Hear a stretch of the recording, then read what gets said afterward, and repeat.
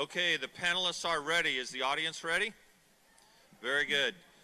Let's go ahead and get started, and I'm sure that folks will come back in the room and join us.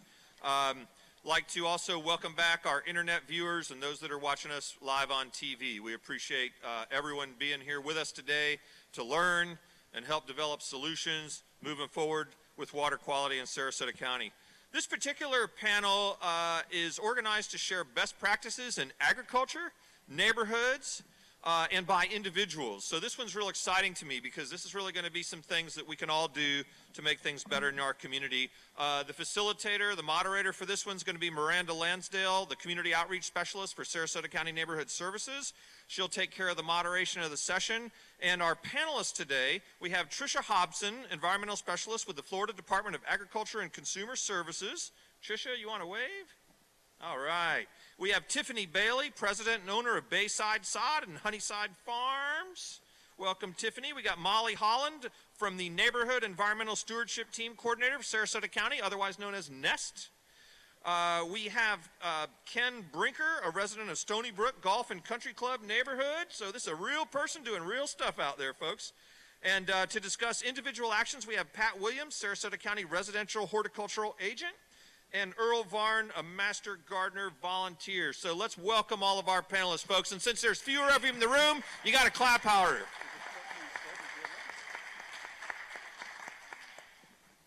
Thank you, John. Am I good? Hi, good afternoon. As John said, my name is Miranda Lansdale. I'm a Community Outreach Specialist with Sarasota County's Neighborhood Services team. And in that role, I've had the pleasure of working with several of our panelists that we have here today. Pat and Molly help me guide neighborhoods through grant projects related to water quality. I've collaborated with Ken to try to develop some best management practices for our neighborhoods and their stormwater ponds, and I was a student listening to Tiffany talk about some agricultural best practices in a class that I was taking. So this is great for me because moderating in this instance really just means I get to sit back and listen with you guys. We are in good hands. This is really an excellent group of staff experts and community doers, worthy of our attention and our accolades. So they are going to be presenting in pairs, sharing actions that businesses, neighborhoods, and individuals can take to reduce the negative impacts that we're having on our waters. So with that, we are going to start with Tricia Hobson and Tiffany Bailey speaking about some best practices and actions taken in the agriculture industry.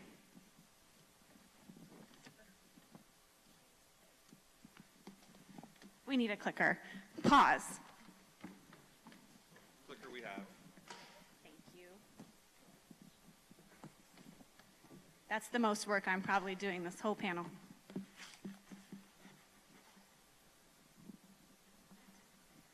so I'm with the Department of Agriculture and it's the Office of, can you hear it?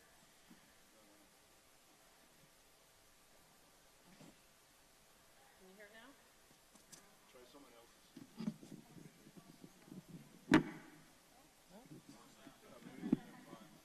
Can you hear this? Okay.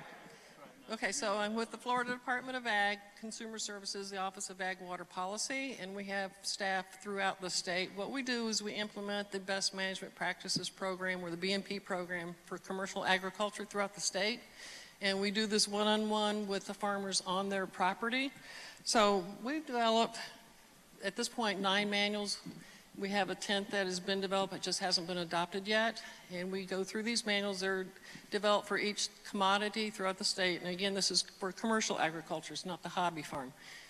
We represent basically every commodity except aquaculture, which is done by another department out of FDACS. So the way these manuals are developed, it's not developed in a vacuum by just the Department of Ag. We work with the Farm Bureau, we work with the University of Florida, FDEP, we work with agency representatives, the water management districts, we work with environmental groups as well as the industry representatives. And these are field tested before they're adopted by rule. So BMPs are basically practices and technologies. They have to be technically feasible and they have to be something that's economical enough that they can actually implement. And these are all tested and DEP verifies that they're effective. So the practice categories are nutrient management, irrigation management, and water resource protection. These are the three basic areas that we address in this area. Like everybody else has been saying, it's really an issue with nitrogen. In other parts of the state, phosphorus is more of an issue. So these practices go through, we have a checklist for each one of these manuals that we go through. Not every item in a checklist applies to every farm. It depends on how that farm is operated and what they're growing. Because these manuals are developed for basically every type of situation in the state. So the way we enroll a producer is we meet with them on their property. We're basically looking at where water comes on the site and where water leaves the site. We're looking at where their pumping plant is, their groundwater wells, and we're looking at how they store nutrients, pesticides, and we talk to them about how they manage nutrients and irrigation. And at the same time, we can also identify things that might qualify for cost share. So, am I on?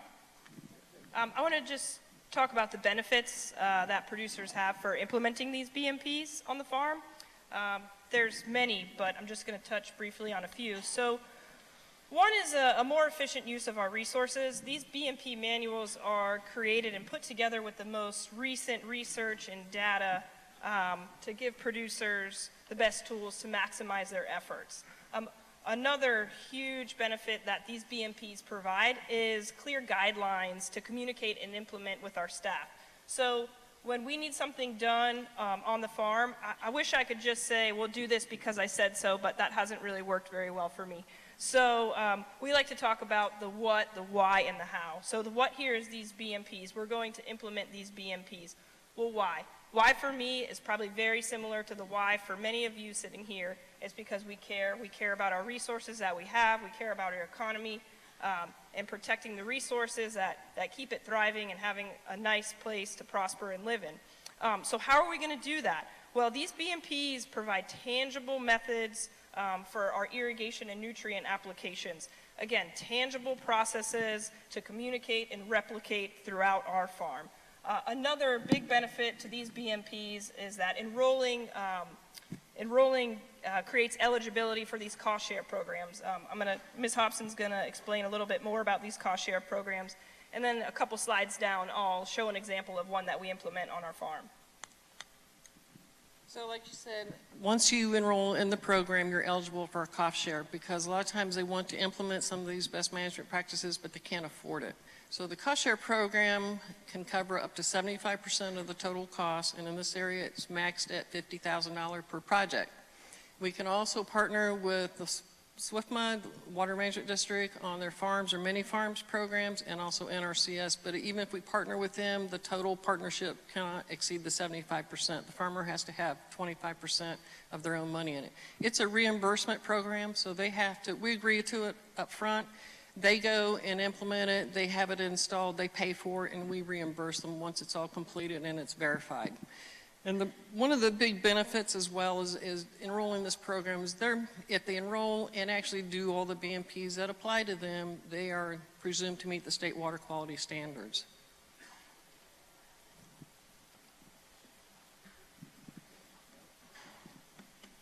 Okay, some examples of some of these BMPs, these are more like technology based. These are a lot of the ones that we do cost share. For example, you see the soil moisture sensors so they can monitor the water level. That does two things. It helps monitor so they're not losing water, but it also helps maintain the nutrients within that root zone so they're not leaching out nutrients. Those are really inexpensive things that they can do that do a lot of benefit. We do fertigation and chemigation, variable rate technology so that they're only applying nutrients where it is specifically needed based upon soil testing, and then GPS and the tractor so that they know exactly where they're applying the nutrients.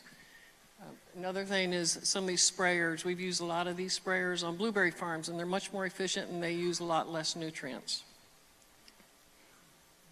Again, the soil moisture sensors helps them monitor their water table so that they are not over irrigating, or they're actually irrigating when they need to. Sometimes it's too dry, so then they tend to over irrigate. And then we do automation on irrigation systems. We also help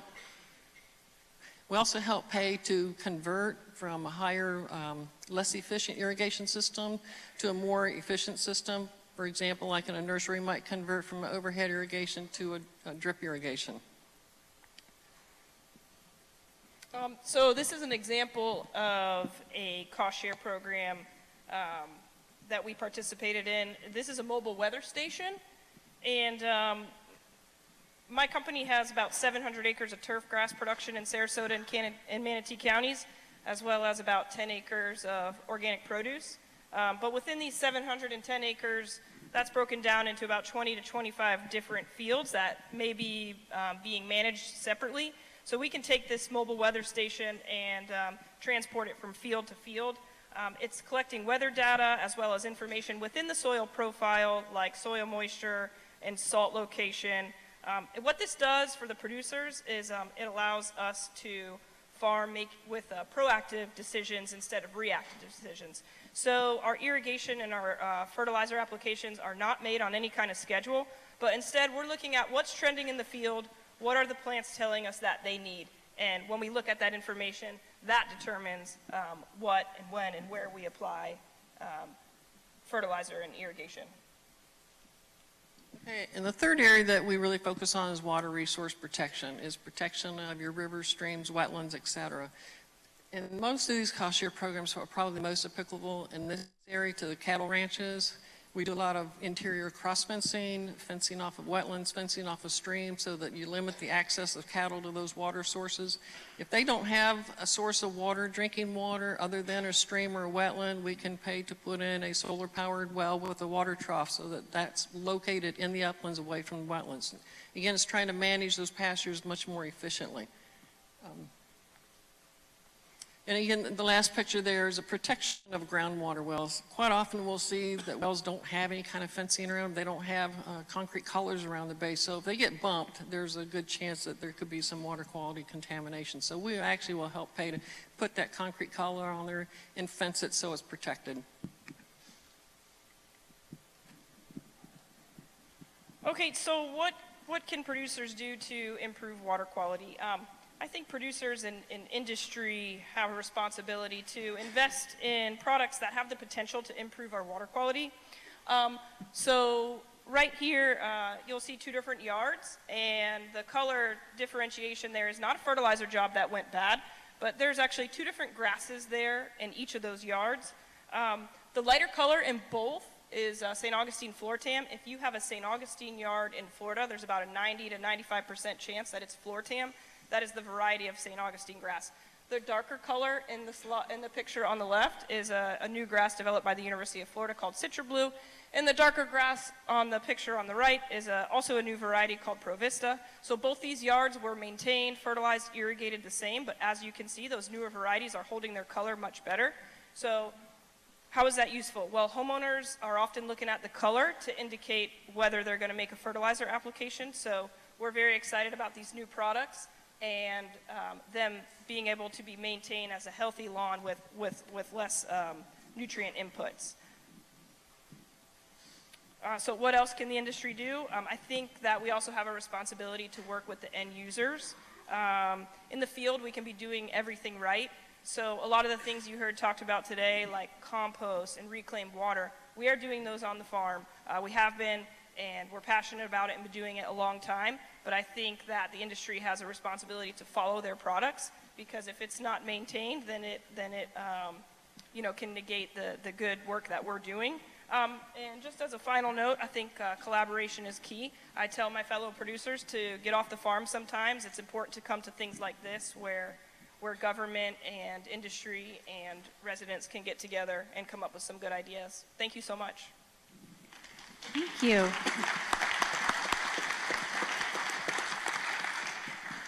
Thank you. That was an excellent introduction, so I'm excited. All right, here we go. We're going to move on to what neighborhoods can be doing. We have Molly Holland, who's with Sarasota County's Neighborhood Environment Stewardship Team, and we also have Ken Brinker.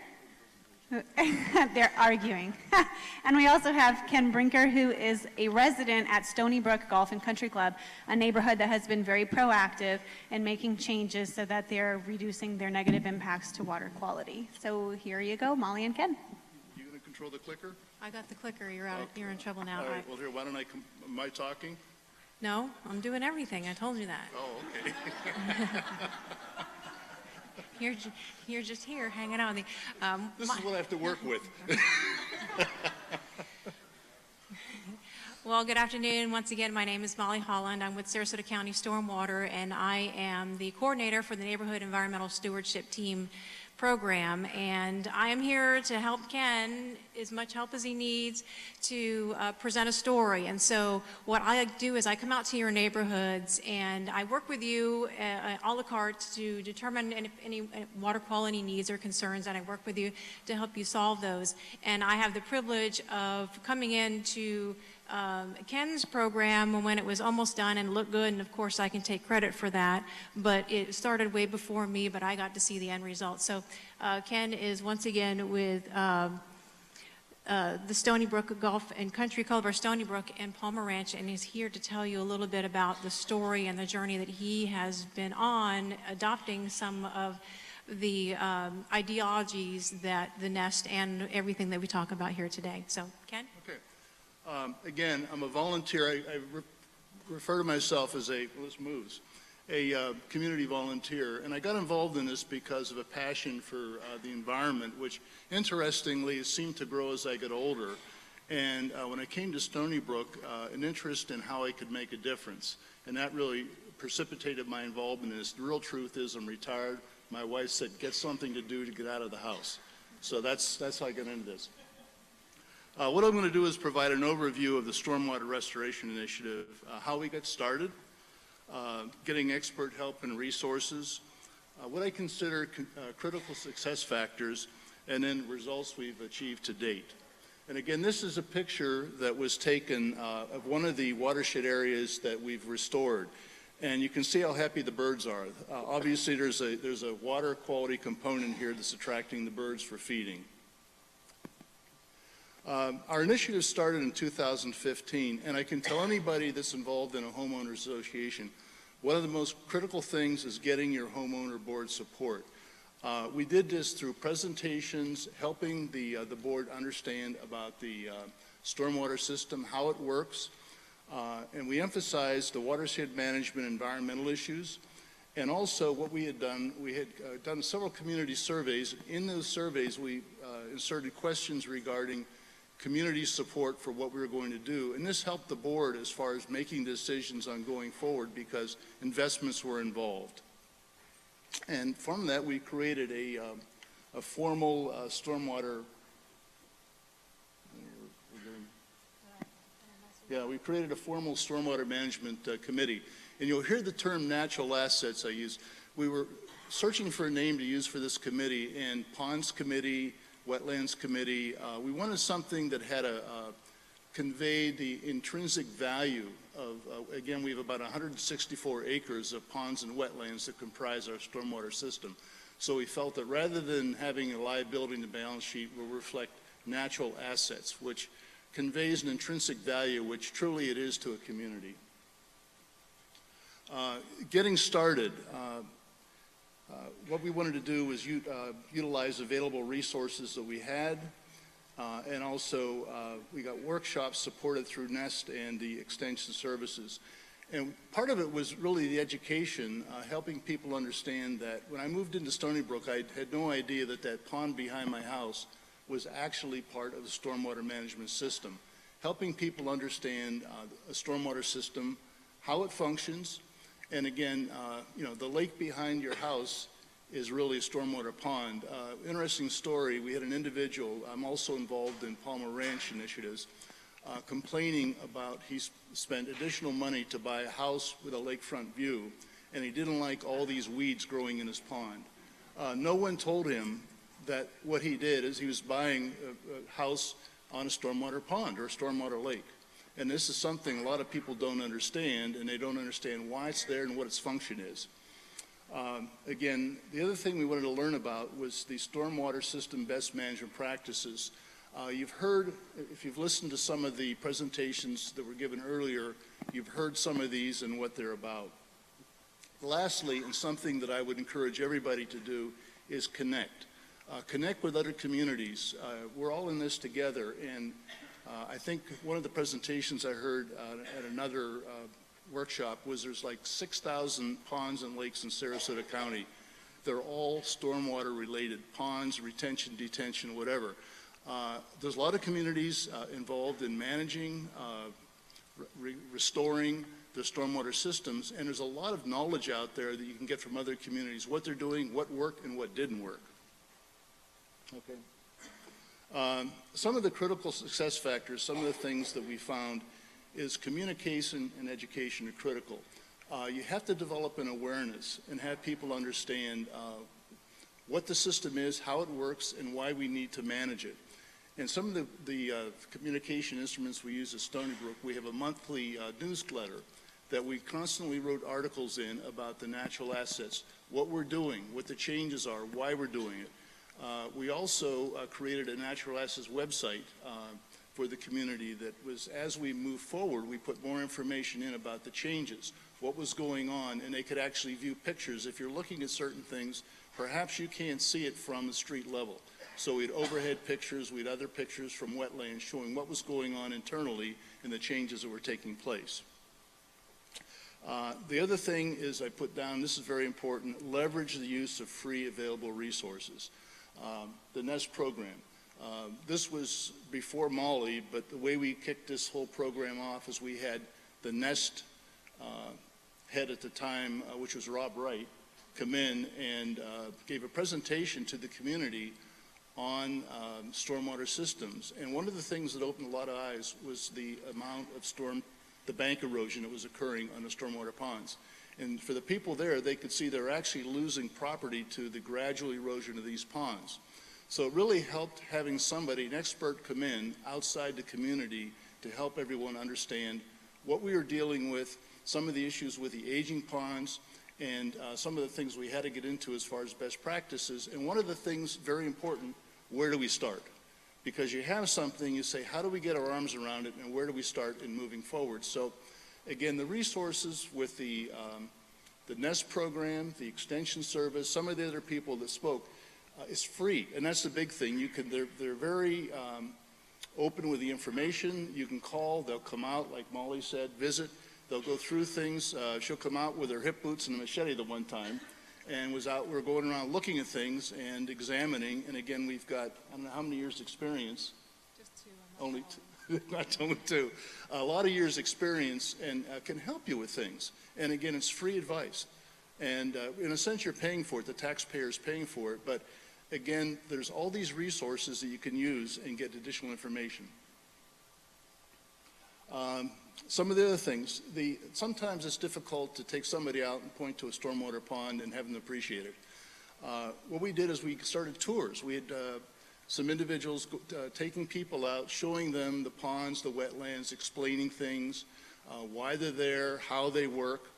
And one of the things that we did to help foster an appreciation for the local habitat, and really, if you look at it, you can turn the stormwater management system into a local habitat, an ecosystem.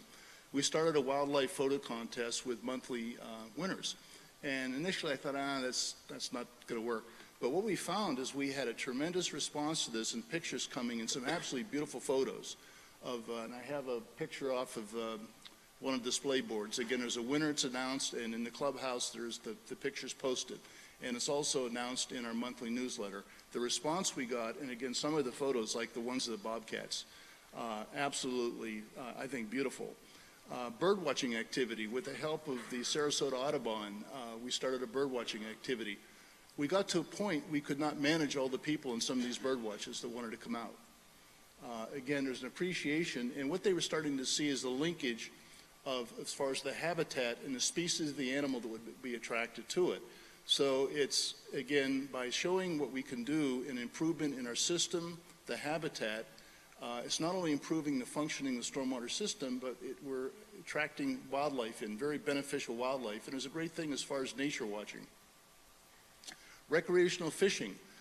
We found that we had people in the community that were really interested in fishing, and we were getting detailed reports back as far as the type of bass they were catching, tilapia, spawning beds, the changes that were taking place in the ponds, the vegetation, beneficial changes which were attracting game fish and making it more difficult for the tilapia, which nobody wants to survive in our ponds. The other thing is, this is, getting into this, you have to understand it's We talked about landscape maintenance or management projects. This is sustainability. It's really managing, ongoing management of your stormwater system. And it's not something once and done, you fix it and you're done, but it's ongoing maintenance. And people have to understand that, you know, it's something we have to do on an ongoing basis. There's investment, there's a cost involved, and this should be part of your annual planning process, both as far as operating expense and capital budget. Very important, and also keeps the visibility of the maintenance and management of your system. The last thing, institutionalized best management practices. You've heard that the best management practices is something very important, and it's something you should institutionalize. Looking at the changes that we've seen, improvements in overall water control and flow, high acceptance of the pond low maintenance zones, increase in aquatic vegetation in the ponds and wetlands, reduction in use of chemicals, something very important, better management of fertilizer and reclaimed water, you've heard about that already, reduction in algae blooms, increase in bird sightings, both numbers and species, a rebound in the bass population. That picture is a 10-pound bass that was released right after it was caught, and a healthier overall ecosystem and biodiversity. If you look at the last items, all of those equal improved water quality. Yeah. And so that's just some of the stories, one of the stories, success stories that we've asked Ken to come and talk about, because really it's not about me. I'd like to stand up here and talk for days about me, but it's not. But these are some of the things that I ask you to do when I come out to your community. And all the stories that Ken told are the reactions of what we asked them to do. And so, and he's seen the benefits from it. So I just come out, we take a look around, we look at your yard, your neighborhood, we come up with different ways to improve your community. Just a couple of examples of folks who have done that with me, and more of it if you come into the side and we can chat a little bit. And what I'm asking, the big picture was what I'm asking you to do is just create a culture of natural balance, blur the lines between natural Florida and built Florida, because natural Florida had it going on long before we did. And and Natural Florida could help us out. Thank you. Thank you.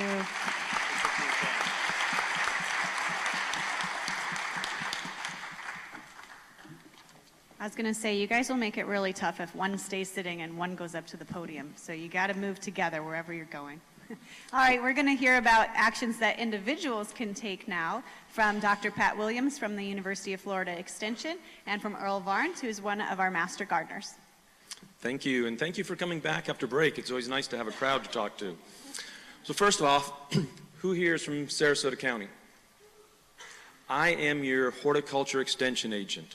So you can call me anytime, and I will give the questions to Will Mahali out in the audience, and we will take care of you.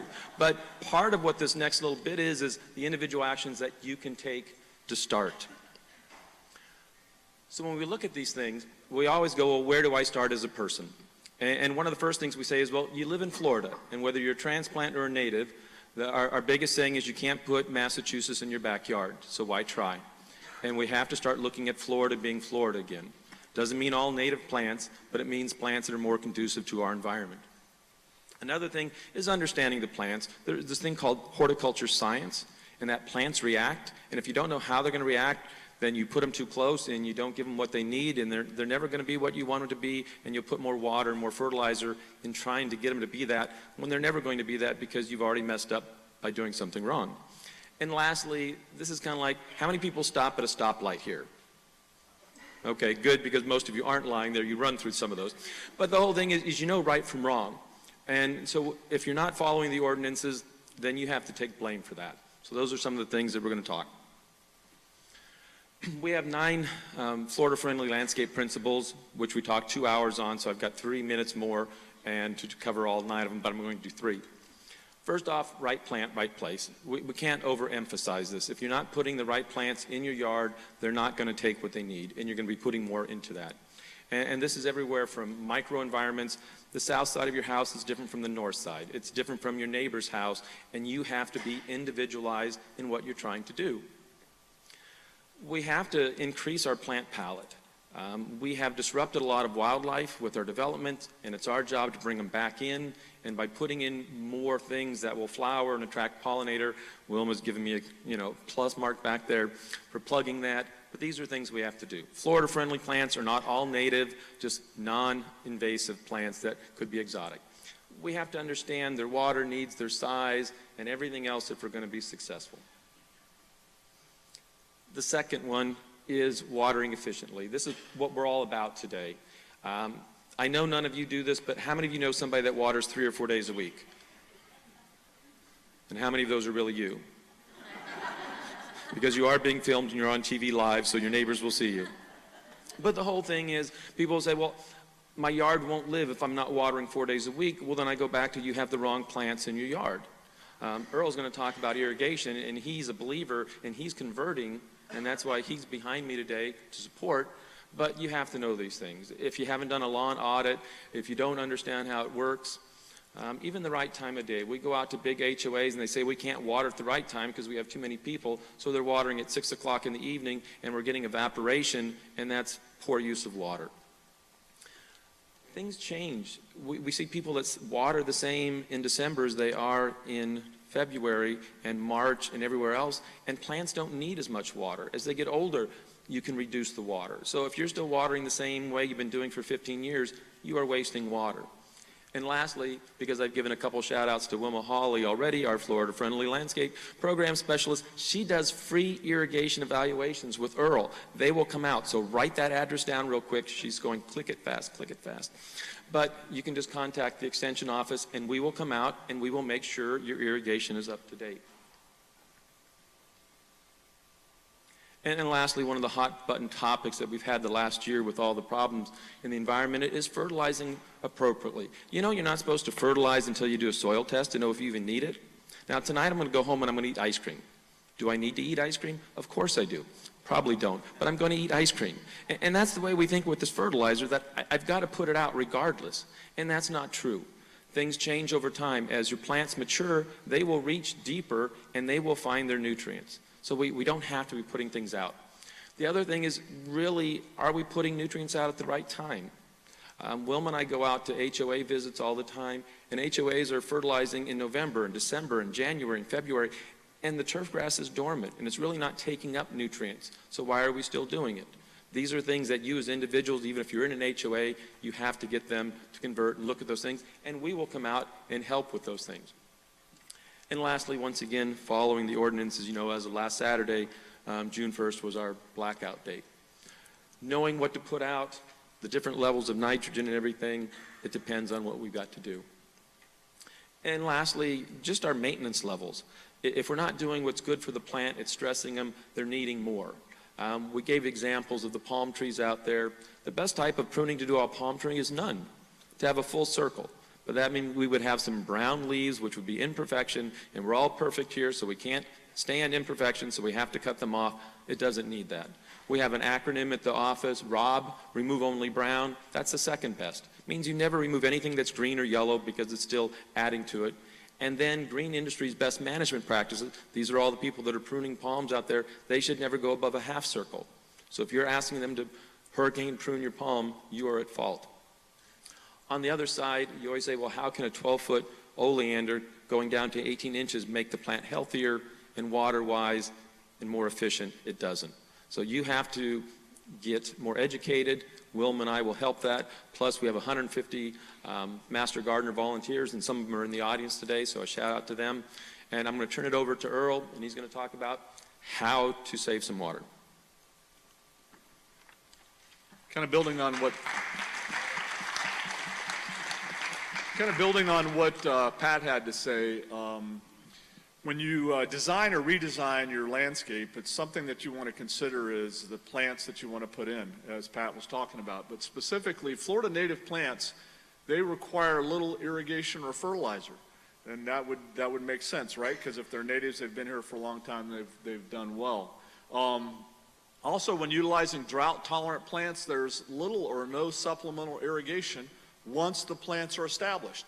When we do our irrigation evaluations, we go around and we see a lot of people that put a lot of water on plants that don't need it. And a lot of times that's actually harmful to the plants. And we'll look at the plants and we'll look at it and say, gosh, I bet that's because they've got too much water on it. But once they're established, they don't need it.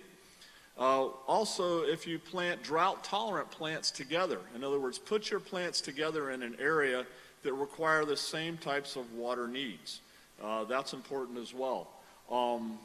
Now, talking about drip tubing, when you use drip tubing, which I'm a huge fan of, I've got about 250 feet of drip irrigation in my planting beds. It directs the water at the plant's roots, and that's where it's needed. It's not spraying it, and also when you spray water on plants, sometimes you can invite in some diseases, some funguses and stuff. But anyways, when you put it in a drip tube, when you put drip tubing on your plants, what it does is it helps develop the plant roots. It develops a very much deeper root system. And so like what we're going through right now, we're kind of in a drought, somewhat of a drought. And so those plants have deep root systems. They can reach down and grab that water, and it makes it a lot easier.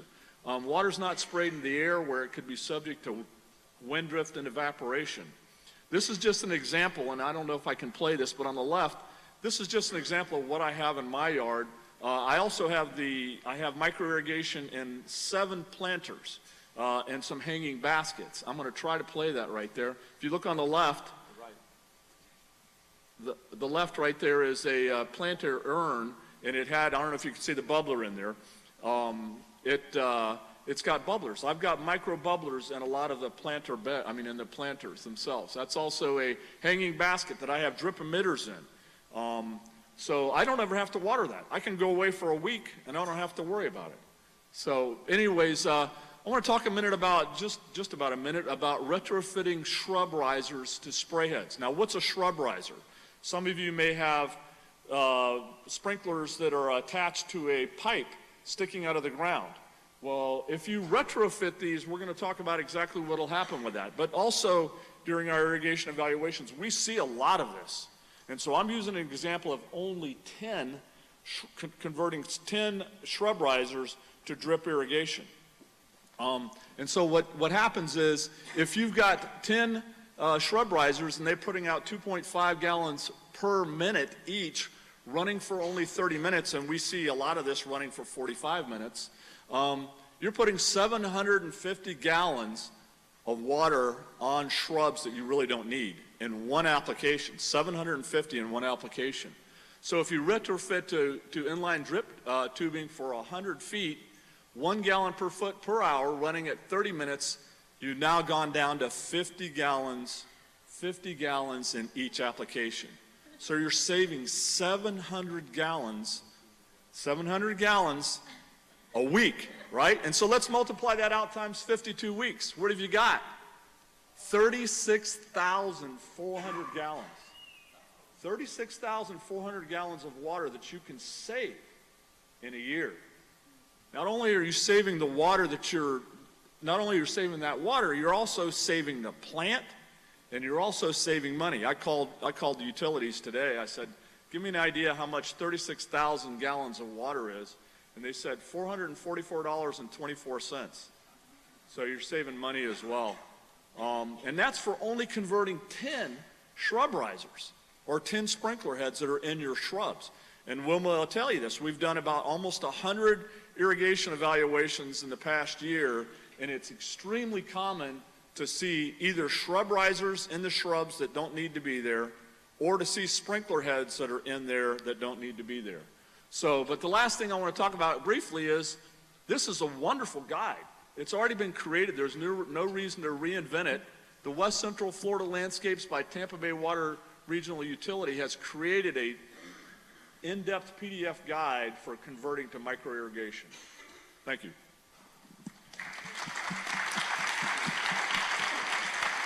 Thank you. Wilma, where are you? Could you please raise your hand? Everybody look at Wilma. Maybe Wilma can join us during the 5:30 to 6:30 hour back with the exhibitors, because she works with our teams very closely too and has a lot of information to share. So thank you everyone for sharing your stories. Now, as the other panels have done, I am going to read some of the questions that were some of the most common questions coming through on the registration forms. So the first question is for all or any of you. I think we've answered it, but just in case we didn't beat the horse enough, why should groups we've talked about today, businesses, neighborhoods, and individuals, be intentional about reducing their impacts on water quality? Can they really make a difference? Have you actually seen them make a difference? Can you repeat the question? Can I repeat the question? Can you turn your microphone on? Somebody turn my microphone on? Oh, can you answer the question? Here you go. So I'll take a stab at that. So why should we intentionally reduce the impacts that we have? Well, everything has a cost, and so whether it's the cost that you see out in our environment through red tide or other pollution, or the inherent cost of producing that. And so think about it, you know, to produce a bag of fertilizer, you have additional costs, whether it be burning of fossil fuels, or labor costs, or some kind of environmental impact, even when the fertilizer was produced or shipped or applied. And so reducing the little bit of costs, reducing our use and our impacts for our wanting to choose to reduce our impacts, not only do we affect what we have here in front of us, but we have global impacts, reducing other costs associated with the resources that we are requesting, that we are wanting to put on. That help? I think it gets down to just taking ownership of the problem. If you're not going to start yourself, then how can you expect other people to do this? Last Friday, it was May 31st, I fertilized all the palms in my yard. And why did I not do that on Saturday? Because that was the fertilizer ban. And it's stepping up. And until everybody starts doing what they're supposed to do, then we can't be a community. It either starts from the top down or the bottom up. And it's easier for me just to take ownership. And in good faith, I couldn't come in and then tell people to make sure they're following the ordinances if I'm not. So we're all in Sarasota together. And if we want to improve it, then everybody's got to do it. You can't expect your elected officials to do it for you. You have to do it yourself and then help out that way.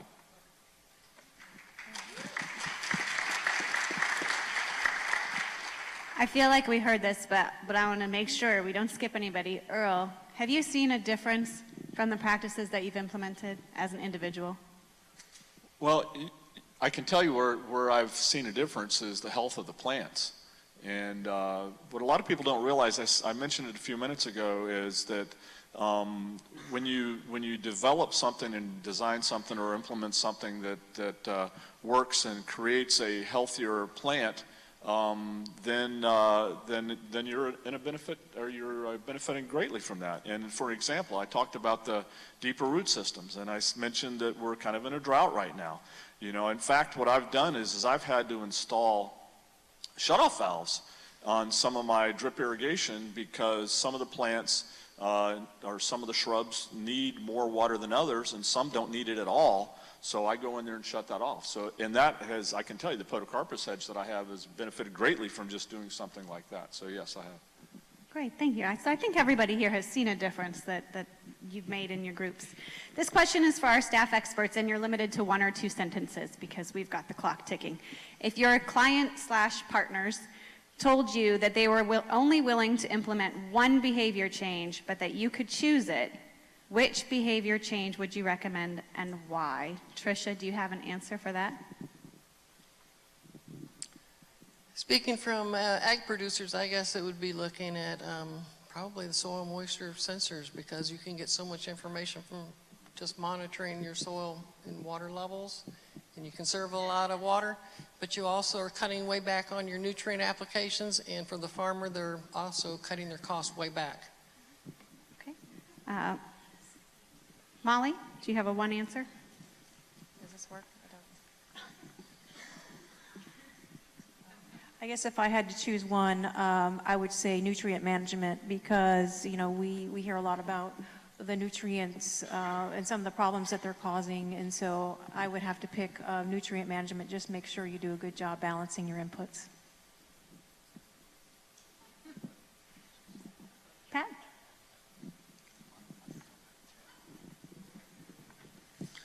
I'm always at the end now. I forget what the question was. What would be your one recommendation, besides giving Wilma a raise, which is something the audience has asked for? Wilma, did you put a raise on there? Jeez. I think the big thing I would tell homeowners is you're not alone. You have the extension office here to help. And if you don't know what you're doing, call and ask. This is what we do each and every day. And like I say, we've got 150 master gardeners that are committed to doing the same thing. So if you want to know, we can help. That's the biggest thing. Don't be afraid to ask. We may get the same question every day, and we give out the same answer to somebody new. And Wilma, you're not getting a raise, sorry. Oh. Oh, she gets Just one every keep putting year. it up there. It's getting recorded. We'll see all the requests. Okay, so we do have questions coming in. I want to continue with the prearranged questions. This one is for our doers. If your counterparts wanted to start with the low-hanging fruit, with which action would you suggest they begin and why? Ken? Does this work? Okay. I mentioned the low maintenance zone. I'm talking about your stormwater management system. One of the easiest things to do is the low maintenance zone around the ponds. And it's a filtration device. It keeps, I wouldn't say stops, but it certainly retards bank erosion. So there's a number of factors, and if it's done right, it can be a low-cost or no-cost implementation. The other things that were mentioned, very easy, landscape fertilizer management, and the big thing you've heard about is the irrigation, reclaimed irrigation water and how you manage that. Okay, and Tiffany? Low-hanging fruit, I think, for the agriculture industry involves the BMPs and just getting those guidelines and manuals out to not just the owners of the operations, but also the people doing the work in your operations so that they can see those tangible guidelines to follow. And Earl, your low-hanging fruit. The converting to low flow irrigation, the drip line or the micro irrigation, is very easy. And that's the thing that I would like to point out, and it's very inexpensive. You can put in 100 feet of drip line tubing. You should easily be able to do that for less than $50. The 100 feet of drip tubing costs $26 if you can get it at any one of the box stores here locally or the hardware stores. But and it's very simple. It's not difficult at all to do, and and if you look at that guide that I posted up there, it's step-by-step process. And you can actually look at YouTube videos for the same thing. But very, very simple process and very inexpensive and very rewarding. Thank you. This one was a registration question, and it relates to this BMPs for local homeowners. So we'll kill two birds with one stone here. The questions were related to what HOAs can do with their covenants and restrictions to try to implement some of these practices. So Molly and Pat, you both work with HOAs. Can you provide an example of an HOA policy you've seen that ties into water quality? We'll go with Pat first. I would kind of reiterate just the no-mow zone around the water. And this is hard, especially for some of the property managers, because everybody has that expectation that it's supposed to look like a golf course all the way down to the water. And we know the benefits, and we can see the clear water. It's, once again, helping out the property managers and the buy-in. Just do what's right. I'm going to follow up with that with a question from the card. The question is, with no-mow zones, is it better to use a native plant border or just grass? Also, it says what plants are best, but I don't think we have time to really We don't have time for that. I mean, describe. at minimum, you know, the grass will be there, but it doesn't look as nice. There are many plants that you can plant along the shoreline. We were out at a larger HOA, and there were things blooming and everything along the shoreline, and we can help with that. Just call Wilma at W. Hawley. Molly, is there any other policy you'd like to throw in? Not necessarily a policy, but just some food for thought is quite often, you know, an HOA has a landscaper, a pond person, and an irrigation person, and a lot of times what they're being asked to do or what they actually do in the field, they either negate or just make the other a little bit more difficult to do. So my recommendation would be when it's time to negotiate the contract, you get all three of them in at the same time, so you make sure that you're not over irrigating and causing any issues. What your irrigation, if you know what it contains, if it's reclaimed, that you work that out with your fertilizer folks, so you've got a good balance of your fertilizer, and that your pond guy is saying, hey, wait a minute, I'm seeing a lot of algae or what have you this time of year. What are you guys doing upstream that are causing that? So it would just be that make sure that you paint the entire picture when you're meeting with everybody in your community. Okay, thank you. And so implementing those types of policies, often what I hear is the most difficult part is not necessarily drafting the policy, but getting homeowners to support it. And Ken, I think you did a great job talking about some of the things you did at Stony Brook. You put in the newsletter monthly, you had the photo contest, there was some other mention on the website, so I think that was covered. Is there any other ideas for gaining HOA support that someone would like to contribute? I think there's a lot of flexibility. I look at our code, our covenants or bylaws. There's a lot of things you can do, but it's basically like the low maintenance zone. It's really a change of perception and what people expect. And we have a fairly, now I say a pretty high acceptance of the low maintenance zone. And again, it's one of the easiest things to do. We're seeing benefits from it. And so it's not so much what they're looking at what it can't do, but it's simply a matter of changing the way people think. It's change management, really. Thank you. I'll admit I was a little distracted by a comment about swimming with the koi. I want to swim with the dolphins. Maybe we can get to that too. All right, last pre-registered question relates to fertilizer ordinances, and I believe I had a fertilizer question in my cards here also. So fertilizer ordinance, it would be great if we had a magic wand and the fertilizer ordinance was that wand. Molly, can you just remind the audience, what is Sarasota County's fertilizer ordinance? So Sarasota County, it's blackout from June 1st to September 30th, where when you apply fertilizer, or if you cannot apply fertilizer with any nitrogen or phosphorus in there. And so, as an aside, you don't really need a phosphorus because you heard multiple times that we're kind of rich in it, so you can just skip the phosphorus altogether. But no nitrogen or phosphorus from June 1st to September 30th. Also, you must keep 10 feet away from any water body. That includes a swale, a pond, and an inlet. So remain 10 feet from the waterway from that. You can't apply fertilizer. And lastly, there is an amount. So you just can't buy 5 bags of fertilizer and put it on your 100 square feet in your backyard. There is amount. It's, I believe it's now 2 pounds per 1,000 square feet of nitrogen. And so there's a kind of a 3-pronged approach as far as an ordinance is concerned. So with those 3, we hope to better able to protect our water resources. Okay. And any of my staff want to weigh in? Can a fertilizer ordinance, do you see a fertilizer ordinance being a magic wand that I can give to my neighborhoods and say, we have a fertilizer ordinance now, it's fixed? Any thoughts on fertilizer ordinances? Oh, look, we're out of time.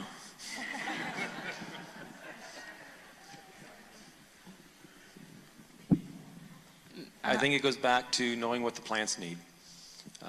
And we tend to just throw fertilizer out like it is the magic wand. And sometimes it's needed and sometimes it's not.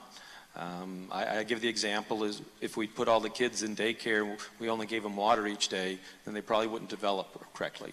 So we certainly need to make sure we're supplying nutrients for young plants. But the 100-year oak tree in the backyard doesn't need anything. And it's understanding that difference in, just like the variable fertilizer applications in ag, which are these marvelous things that go through the field, we need to be able to get to that point and only do what we need to do. Instead of, well, it's May 1st, we do this. Okay, thank you. I want to make sure I get one to Tiffany. I saw one up here related to agriculture industry using reclaimed water, I believe, yes. So it's a good idea.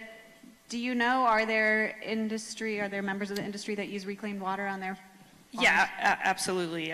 It's not close by in all of our agricultural operations because many of them may be far away from where it can be available. But for example, we have 5 locations and 2 of them do use reclaimed water, and they are a very good tool. And you hear the doctors say we do need to use some of that reclaimed water, and I think ag actually is a good use for that, and they use it in a very responsible way, and it serves the community as well as us. Thank you. Okay, so that is all the time that we have allocated for this discussion. But before we walk off the stage, I do want to say thank you to Dr. Abby Tierna, who not only helped coordinate today's event down here in the front, but also helped coordinate this panel, getting these wonderful people together. And Dr. Abby.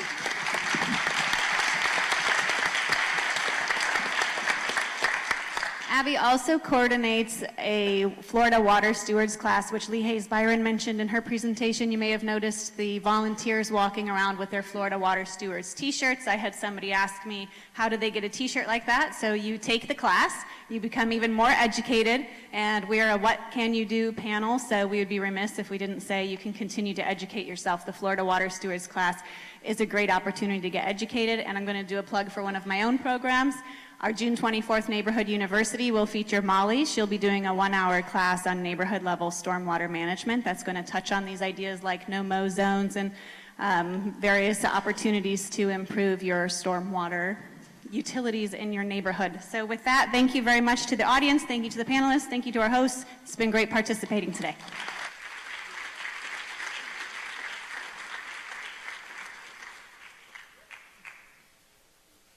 All right, now we all know something that we can do to make water quality better in Sarasota County and the region. Thank you again, panelists.